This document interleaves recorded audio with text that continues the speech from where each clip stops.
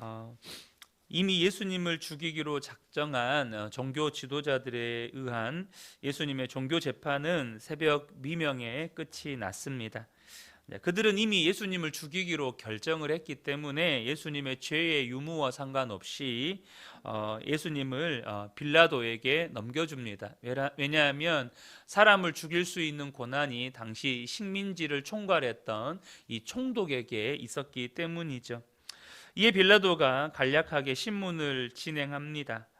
한편 무리들은 전례대로 빌라도에게 명절 사면권을 요구하죠. 예수님에게서 죄를 찾지 못한 빌라도는 예수님을 어떻게든 풀어주려고 했고 실제로 사면 대상자에 올리기까지 했습니다. 하지만 대제사장들은 무리를 선동하고 충동해서 바라바를 요구하게 합니다. 그리고 충격적이게도 예수님은 십자가에 못 박으라고 하죠. 빌라도는 유대 종교 지도자들에게 넘겨받은 예수님을 신문했지만 사형에 해당하는 죄를 찾을 수가 없었습니다. 또한 종교 지도자들이 예수님을 시기해서 자신에게 넘겨준 것도 잘 알고 있었습니다. 9절과 10절을 보면 빌라도가 대답하되 이르되 너희는 내가 유대인의 왕을 너희에게 놓아주기를 원하느냐 하니 이는 그가 대제사장들이 시기로 예수를 넘겨준 줄 알미러라. 그러니까 예수님이 죄가 없으시다는 것과 종교 지도자들이 예수님을 시기하고 질투해서 자신에게 넘겨주었다는 것을 분명하게 알고 있었죠. 그래서 빌라도는 예수님을 풀어주려고 종교 지도자들과 타협을 시도합니다. 달래기도 하고 얼레기도 하고 반박하기도 하고 이렇게 타협하기도 하죠. 당시 생사여탈권을 가지고 있었던 총독이 죄가 없다고 말하면 죄는 없어지는 것이었습니다. 우리는 여기서 먼저 발견하게 되는 것은 뭐냐면 빌라도의 이러한 모습 속에서 예수님의 무죄함을 발견하게 된다는 것이죠. 아니, 이것이 예수님의 무죄함을 보여주는 증거가 되는 것입니다. 예수님은 십자가에서 돌아가셨습니다. 그런데 어제도 잠깐 말씀드렸다시피 이 십자가 사형 제도는 로마가 당시 거대한 제국으로서 식민지를 통치하는 방법 중에 하나가 이 십자가 사형 제도였습니다. 로마 본토인들보다 식민지에서 지배를 받는 이 식민지인들이 압도적으로 많았기 때문에 언제 어디서 이들이 반역을 일으킬지 모르거든요. 그래서 혹시라도 반역을 일으키는 무리들을 정말로 무섭게 이렇게 처벌을 했습니다. 그것이 바로 이 십자가 사형 제도였습니다.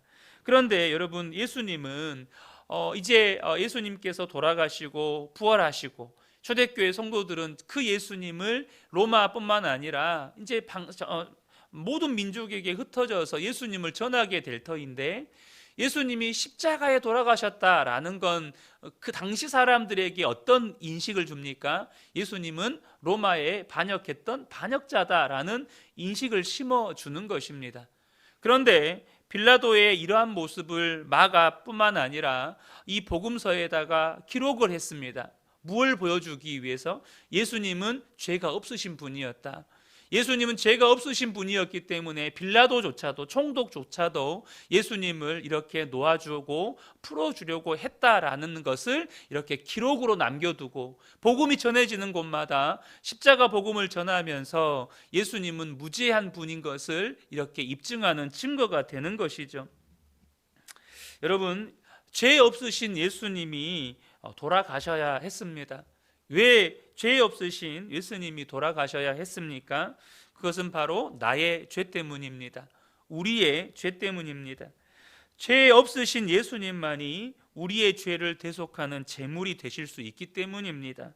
또한 예수님이 죄 없으신 예수님이 아니면 우리의 죄의 문제는 결코 해결되지 않기 때문입니다. 그래서 죄 없으신 예수님이 돌아가셔야 한다는 것이죠. 근데 여러분, 예수님이 가셔야만 했던 당시의 상황을 보십시오. 유대 종교 지도자들이 얼마나 악랄한지. 우리가 가끔씩 예수님과 관련된 영화의 한 장면들을 보면 얼마나 많은 이 종교 지도자들과 그 종교 지도자들에게 충동된 무리들이 악에 바쳐서 예수님을 십자가에 못 박으라고 그렇게 소리를 고래고래 지르는지, 예수님이 십자가에 못 박혀 죽으셔야만 했던 그때는 온갖 죄와 어둠으로 가득해 있었습니다. 그런데 여러분, 지금도 우리가 마찬가지인 것을 보게 됩니다. 우리는 이 세상이 악하다, 갈수록 세상은 더 악해져 간다라는 생각을 그냥 특별하게 막 의식해서 이 세상을 바라보지 않아도 그냥 이 세상에서 현재 일어나고 있는 각종 사회 현상들을 그냥 뉴스 기사나 오고 가며 듣고 보면 정말로 세상이 악하다라는 생각을 하지 않을 수가 없습니다. 또한 무엇보다도 그렇게 악해져 가는 세상에서 나타나는 특징은 뭐냐면 복음을 전하기가 어렵다는 것입니다. 점점 더 복음을 전하기 어려운 시대로 세상이 바뀌어져 간다는 거예요. 무슬림권, 이슬람권 국가들이나 사회주의, 공산주의 국가는 말할 것도 없고, 여러분, 전 세계가 사실 복음을 전하기 점점 더 어려운 그런 시대로 접어듭니다. 과거 기독교 국가에서는 이제는 법적인 제재를 통해서 복음을 전하는 것을 막습니다. 유럽에서 여러분 길거리에서 복음을 전하면 바로 여러분 경찰서에 잡혀갑니다. 노방 전도를 할 수가 없어요. 전도지를 나눠준다거나 사람들에게 노방 전도를 하면 그것은 불법이 됩니다. 제가 얼마 전에도 한번 말씀드렸다시피 우리나라도 여러분 미성년자들에게 복음을 전하잖아요. 그러면 그것이 법적인 제재 요소가 됩니다.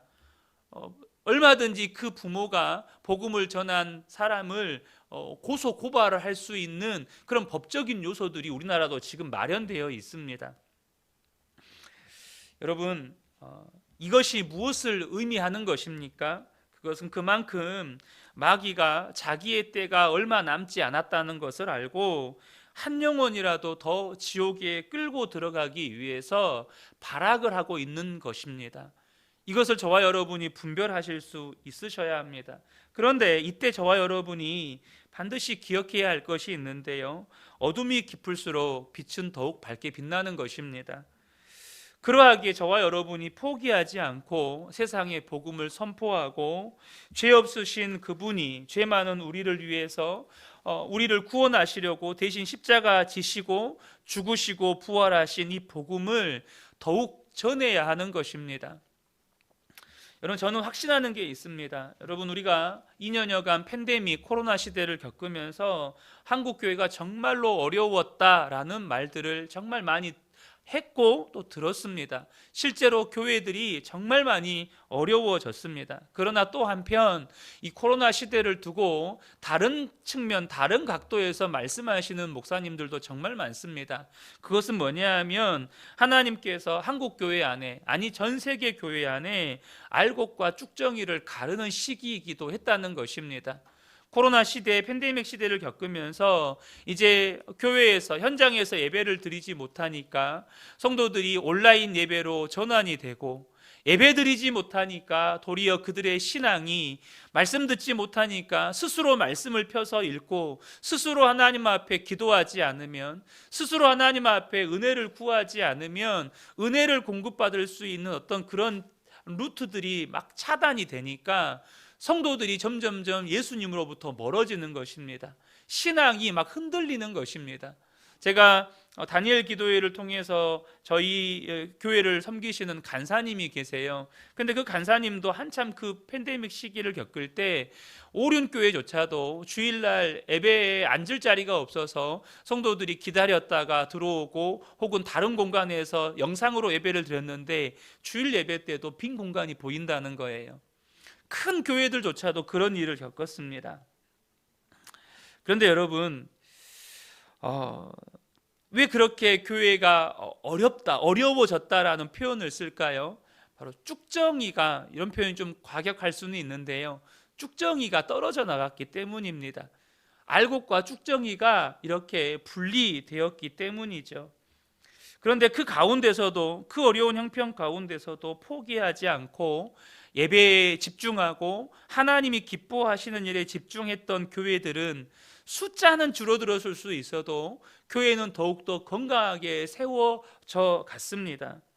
저는 우리 교회가 여러 가지로 부족한 것이 많고 또 세상적인 기준으로 보면 보잘것없는 것이 많지만 이 코로나 시기에도 저희 교회 가운데 하나님께서 은혜를 주셨다고 믿습니다. 여러분, 개척을 막 했을 때 정말 교회에 성도 한 사람이 없었던 그 은혜 교회였습니다. 정말 저희 아이들 둘만 데리고 수요 예배 드린 날들이 정말 많았고 새벽 예배는 아예 없었죠. 그런데 지금 보면 우리 성도님들과 함께 특별 새벽 예배라는 것을 드립니다. 아마 기억하시려는가 모르겠어요. 저희가 예전에 우리 이선영 집사님이 처음으로 저희 교회가 개척된 이후로 처음으로 이제 특송이 아니라 수화 찬양을 했었거든요. 저는 그게 얼마나 감격이었는지 모릅니다. 제가 그때 우리 집사님이 수화 찬양을 할 때 볼 수가 없었어요. 우느라고. 제가 왜 울었냐면 하나님, 저희 교회도 하나님께 특송을 해요. 이것 때문에 울었습니다. 교회에서 하나님께 특송으로 하나님을 찬양할 수 있다는 게 여러분 이게 은혜예요. 은혜. 하나님이 은혜를 베풀어 주시지 않으면 있을 수가 없는 일이에요. 이렇게 저와 여러분이 함께 특별 새벽 예배라는 이름으로 함께 모여서 예배드리고 기도하고 이것 자체가 은혜고 기적이라는 것입니다. 저와 여러분이 기억해야 될 것이 있습니다. 세상에 어둠이 가득하고 죄가 가득하고 예수를 믿는 우리를 모욕하는 사람들도 있고 정말로 복음을 전하는 것을 방해하는 사람들이 많으면 많을수록 여러분 더욱더 강력하게 복음은 외쳐야 합니다. 더욱더 강력하게 복음을 전해야 합니다. 그러면 하나님은 여러분 그 교회가 규모가 크든 적든 그게 중요한 게 아니라 그 교회를 통해서 반드시 하나님의 영광을 나타내십니다. 우리가 이 사회의 처지와 우리가 처해 있는 이 시대적인 상황과 형편이 어떠하든지 간에 그 예수 그리스도를 외치고 예수 그리스도를 전하면 하나님 반드시 저와 여러분의 삶을 통해서 우리 그 은혜교회를 통해서 영광 받으신다는 것입니다. 당시 이 종교 지도자들은 예수님의 이 메시아 됨이라고 하는 것을 정치적인 의미를 담아서 반역죄로 고소를 한 것입니다. 그리고 십자가 처형을 주장했습니다. 왜냐하면 반역죄는 십자가 사형이 이 로마의 법이었으니까. 그런데 여러분, 이러한 이들의 주장이 모순이라는 사실입니다. 여러분, 그들의 말대로 예수님이 메시아예요. 다시 말하면 예수님이 유대인의 왕이에요. 그들은 지금 예수님을 메시아라고 유대인의 왕이라고 스스로가 이렇게 주장했다고 지금 주장하고 있어요. 예수라고 하는 저자가 자기가 메시아라고 유대인의 왕이라고 했습니다. 우리는 그래서 이 예수를 고발합니다. 지금 이러고 있거든요. 근데 여러분, 그들의 말대로 예수님이 유대인의 왕이면 어떻게 해야 되죠? 예수님을 진짜 유대인의 왕이라고 고발을 했어요. 그럼 그들도 예수님을 유대인의 왕이라고 어떤 의미로는 인정한다는 뜻이잖아요. 그들의 말로는 예수님을 유대인의 왕이라고 고발을 했으니까. 그러면 예수님을 따라야죠. 예수님을 유대인의 왕이라고 하고 고발을 했으면 예수님을 따르고 섬겨야죠. 근데 예수님을 유대인의 왕이라고 해놓고는 예수님을 죽여달라는 겁니다. 예수님을 유대인의 왕으로 고발하고는 예수님을 십자가에 죽이라는 거예요. 얼마나 이게 모순입니까? 그 이유가 뭐죠? 그들 속에 다른 이유가 있었던 거예요. 표면적으로 예수님이 진짜 유대인의 왕이기 때문에 예수님을 십자가에 못 박으라는 게 아니고 예수님의 가르침과 예수님의 사역과 예수님의 권위가 자기들의 종교적인 기득권을 위협하기 때문이었습니다. 그래서 예수님을 시기하고 질투하는 거예요. 자신들의 종교적인 기득권을 유지하려면 예수님이라는 존재가 있으면 안 되는 거예요. 예수님은 존재하시면 안 되는 겁니다. 예수님은 왕이시면 안 되는 거예요. 자기들의 종교적인 기득권과 일신의 안녕을 유지하려면 예수님이 존재하면 안 되는 거예요. 이는 자신들의 동족을 팔아넘기고 자신들의 왕을 거절하는 것이고, 궁극적으로는 하나님의 나라보다, 하나님의 의보다 자기의 유익을 더 구하는 것이었고, 하나님보다 로마 황제에게 충성하는 우상 숭배였습니다. 이 종교 지도자들의 모든 관심은 자신들의 기득권 유지와 일신의 안녕에 쏠려 있었습니다. 그러면서도 안식일이 되면 안식일 제사를 집례합니다. 또 명절에 제사를 인도합니다. 그러니까 속으로는 자신들의 기득권 유지와 안녕에 관심이 있으면서, 온통 거기에 관심이 몰려 있으면서, 겉으로는 하나님을 섬기는 척, 하나님을 경배하는 척, 오만과 무지로 뒤덮여서 뿌리부터 썩어 있는 종교인의 모습인 것이죠. 안타깝게도 이러한 모습은 기독교 역사 속에서 정말로 수없이 반복되어 왔고, 지금도 우리 곁에 있습니다. 아니, 어쩌면 우리 속에 있을지도 모릅니다. 나는 절대로 아니라고 말하는 그 순간 이미 나도 모르게 그런 모습으로 나아가고 있는지 몰라요.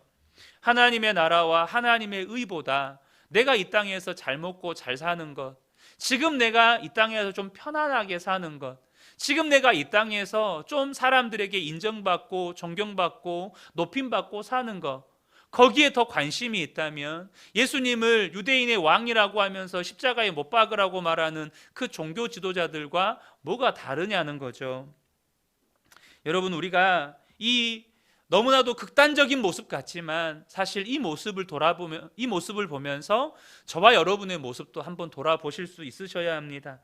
정말로 나는 나의 유익보다 하나님의 나라와 그 의가 더 소중하고, 그래서 그것을 구하면서 살고 있는가? 사람들에게 내 이름이 높아지고 인정받는 것보다 나를 통해서 예수님의 이름이 높아지고 예수님이 영광받기를 원하며 그렇게 살고 있는가? 한때 대통령이 사람에게 충성하지 않는다라는 이 말로 굉장히 유명해지고 국민들에게 인기와 지지를 얻으면서 정의와 상식의 아이콘이 되었던 적이 있었습니다. 여러분은 어떻습니까? 사람에게 충성하고 있습니까? 아니면 하나님께 충성하고 있습니까? 우리가 어제 금요기도회 때 나누었지만, 여러분, 예수님과 우리의 관계는, 예수님은 주님이십니다. 나는 종입니다. 예수님은 우리의 왕이십니다. 여러분, 아멘이시죠? 예수님은 정말로 주님이시고 나의 왕이십니다. 그러면 여러분, 나의 주님이시고 나의 왕이신 그분과 나와의 관계에서 내가 취할 태도는 오직 순종과 충성뿐입니다. 주님이 무슨 말씀을 하셔도 저는 순종 외에 다른 길은 없습니다. 이 고백과 삶의 태도로 사는 것입니다. 그런데 주님이 우리에게 뭐라고 말씀하셨습니까? 너희는 먼저 그의 나라와 그의 의를 구하라. 주님이 우리에게 말씀하신 게 뭐냐면, 너는 먼저 하나님의 나라를 구하고 하나님의 의를 구하면서 살아라. 이것이 왕이신 주님의 명령입니다. 여러분, 우리가 그러한 주님의 명령을 받았다면 그 말씀에 순종함으로 이 땅을 살아가는 동안에 왕이신 그분이 나에게 명령하셨으니 하나님의 나라를 구하고 하나님의 의를 구하는 삶의 태도로 살아가는 것이죠.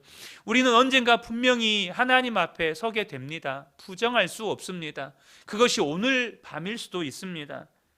여러분, 하나님 앞에 선 나의 모습은 어떤 모습일까요? 마태복음 7장에 주님 앞에 선 무리들을 향하여서 주님이 두 가지 말씀을 하십니다. 하나는 착하고 충성된 종아, 또 하나는 악하고 게으른 종아, 불법을 행하는 자들아 내게서 떠나가라. 반드시 이 두 가지 중에 한 말씀을 우리는 듣게 될 것입니다.